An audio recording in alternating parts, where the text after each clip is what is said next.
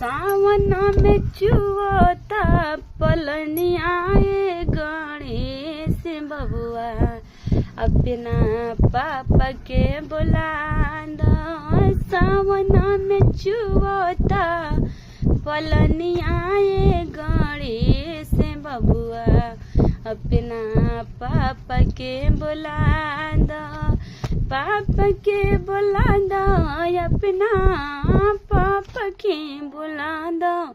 सावन में चुवता पलनी आए गणेश बबुआ अपना पापा के बुला दो। भीज गईल साऊ से बदनी आए गणेश बबुआ थर थर कांपत रे।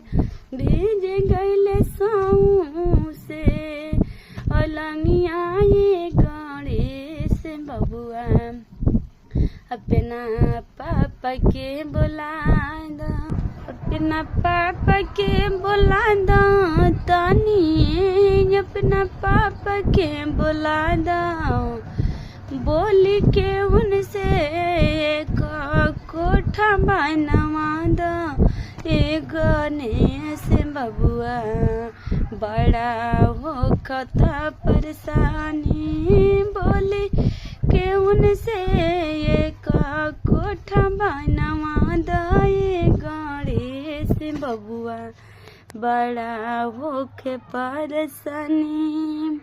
भांग पी के रहतानी वो ढहल गणेश बबुआ अपना पापा के बुलावा। भांग पी के रहतानी वो ढहल गणेश बबुआ अपना पापा के बुलावा। पापा के बुलावा हमारे दुर्दशा दिखावा। पापा के बुलावा अपना हमने के दुर्दशा दिखावा। चुवता के टूट ही मड़ैया गणेश बबुआ अपना पापा के बुलावा। चुवता के टूट ही मड़ैया गणेश बबुआ अपना पापा के बुलावा। गांजा पी के रहतानी ढहल गणेश बबुआ। गांजा पी के रहतानी ढहल गणेश बबुआ अपना पापा के बुलावा। पापा के बुलावा अपना फोन वो लगावा। खइला बिना सुखल बाटे उठवाए गणेश बबुआ अपना पापा के बुलावा। खइला बिना सुखल बाटे उठवाए गणेश बबुआ अपना पापा के बुलावा। अपना पापा के बुलावा अपना फोन वो लगावा।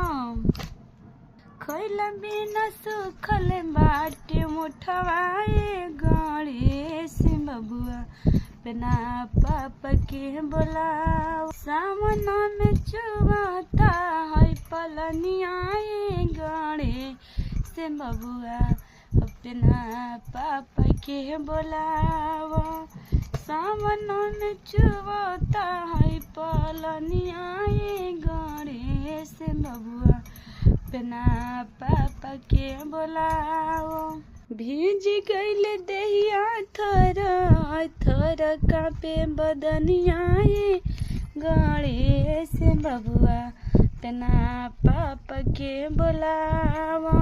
भीज गईल देहिया थर थर कांपे बदनिया गणेश बबुआ अपना पापा के बुलावा।